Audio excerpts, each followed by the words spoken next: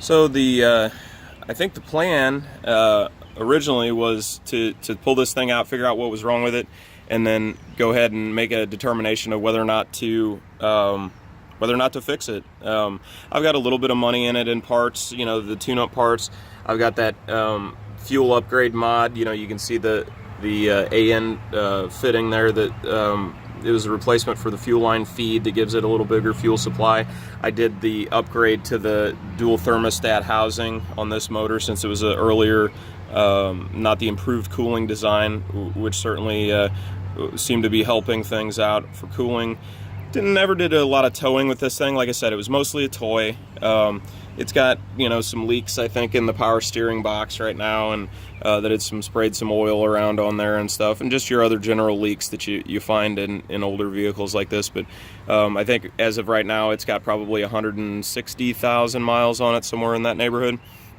So anyway, just in my internet research and looking around, a lot of guys are very interested in these Cummins swaps into these Chevys. They become super popular, either a 6BT or a 4BT. I think the 4BTs are a lot shorter and they seem to fit in this chassis a lot better. So that really kind of brings us to the next truck. So this is a recent Craigslist acquisition. I got it for a pretty good price, or at least the price that I was happy enough with. That's a 1997 Dodge Ram 2500. It's got a 6BT Cummins turbo diesel in it, so that was actually the last year or close to the end of the run, I guess, for the 6BT. So I believe this year from the factory was 180 horsepower. You can see the turbo over there. I got the air cleaner pulled off of it. She starts right up and purrs like a kitten. Now the one problem with this being a 97 and us living in Missouri is that in order to get this truck running and driving and all of that, I am subject to having an emissions test and a safety inspection. So the emissions test for here would involve them plugging into the OBD2 computer. So I missed that by a year. If this was a 96 or earlier, I would not have to plug into the OBD during the emissions test, like the 94, which is part of the reason I like that truck a lot. So anyway, so at some point this engine is going to end up in that truck.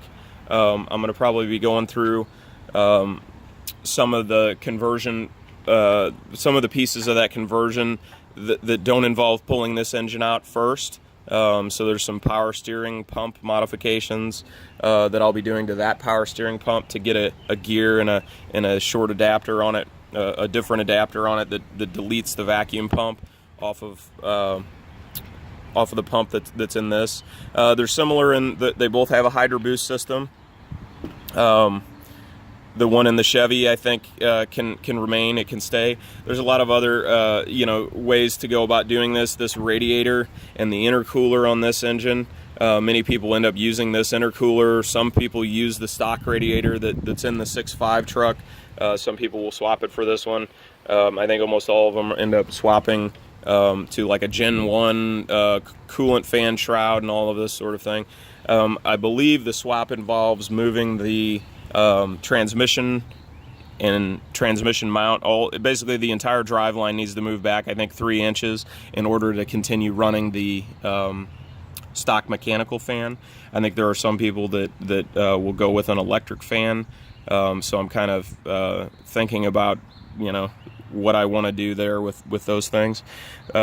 This truck, I think he's got some upgrades done to it. I believe that the exhaust, the downpipe in particular, I think was upgraded. You can see that it necks up substantially as soon as it leaves the turbo's output. I think it's 5-inch out the back. At least that's kind of how it looks to me right now. So anyway, I think in the meantime, I'm going to be looking at this engine. I'm going to try to be cleaning this thing up, maybe throwing a couple parts at it and getting it running very nice, or at least best I can. I may go ahead and spend the rest of this season towing the boat. And so there's the boat. It's actually Tuesday after Memorial Day weekend. So yesterday was Memorial Day, and we did not have the boat out, number one, because we don't have a way to tow it right now. The second reason is because the flood, the Merrimack is flooding and the Mississippi's flooding right now, and it's almost impossible to get boats in. So this gives me a little bit of time before the heat of the summer to get this thing going. So like most Dodges, I guess, of that vintage, you know, you can see there's significant rust on the rockers. You know, this little sump area down here where all that crap goes collects down here in the front fender and just rots all that out. Yeah, it's got some other parts. It looks like some Nerf bars on there. Almost everything is scratched, beat up, dented. I think originally this truck had a fifth wheel camper in it, so there's a hole in the bed under that tire right there where the fifth wheel was hooked up. Rear bumper bent. None of the marker lights, or rather none of the license plate lights are working. I think all the tail lights are working. Yeah, you can see some of the body damage here. Big dents, lots of rust, lots of rot in here. Also the dashboard. Also, the dashboard is almost completely trashed. Huge holes and cracks that just go all the way across it. I'm not particularly a Dodge fan as far as I'm concerned. This whole thing is just a shipping crate for an engine that I want. Other than that, I could care less. We can cut it apart and just get rid of it. But there's a lot of good parts in it that I might consider swapping over and using in this truck. So it's got a Dana 70 rear end, Dana 60 front, but both of those are the Dodge varieties. I'll have to look into some of those to see if either of those are worth using or keeping. I do have some other plans, I guess, or had planned on doing some different things. I had picked these axles up. These are out of a 78 Ford, so that's a high pinion front axle out of a Highboy. So it's got these oval shaped trailing arms, trailing arm attachment points right here that is actually cast into the housings, and then the trailing arms hooked onto that with those big isolators. The other ones, this is a Dana 60 on for the rear with the drum brakes on it and everything. And so these are pretty good running sets. I'm probably going to be looking at getting these cleaned up. As far as the front end is concerned, in order to deal with this, I think I'm probably going to try my hand at retubing these axles. So that'll involve grabbing some material for some new tubes and turning them up on a lathe. Then I'll be cutting this one apart, you know, disassembling the whole thing, drilling out or milling out the plug welds in the housing, and then cutting those axles off and cutting the tubes off rather, and to get rid of those mounts that I don't want on there anymore. And then I'll have to get the thing all put back together with some new, you know, like a new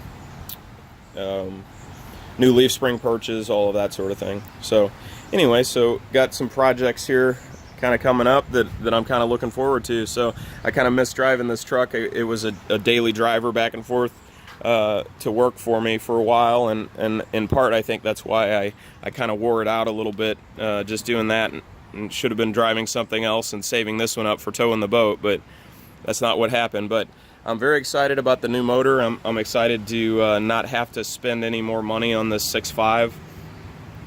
I can just get rid of the 6.5 blocks that I have. I think I have a couple of parts blocks that I considered rebuilding one of those and putting in place of this.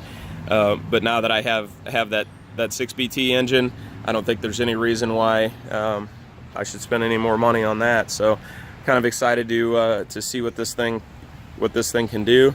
So there's, I guess, just a couple of things. It looks like it took some front end damage, so I think that the air conditioner evaporator here is damaged. I don't think that's going to work. It looks like it did bent some of the mounting points here on the intercooler supports, so I might be trying to press those out straight and you know, leak chesting it to make sure that it still holds pressure. When I got the truck, it actually came with a couple of parts. One of the parts was the lower drag link. So right now this thing is significantly towed out, and I'm not sure how well you'll be able to see this on video, but this tire here is towed way out here. and then you look at this side, and this side's towed out. Actually, this side's actually pretty straight, but the other side is towed out right now. So you can see that it was driven like that for a while, and there's some significant tire wear on the inside edge as a result of it. So unfortunately, the two front tires are going to need to be replaced. But in the meantime, I'll probably fix that front drag link. I'm really trying to avoid spending any significant amount of money on this thing, just because it's a Dodge. I don't really don't want to spend any money on that. I'd be just as well to spend money on that 6.5 is to keep this truck around. So the sooner that I can kind of get myself to the point where I'm comfortable pulling this engine out and stuffing it into that truck, I think the better off we'll be.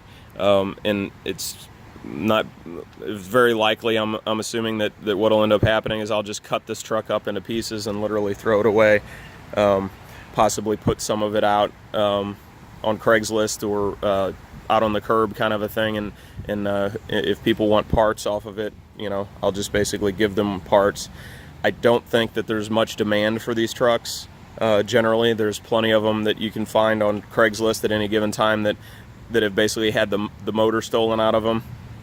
Everything else is there: transmission, transfer case, all that stuff, and it's just they're not in high demand.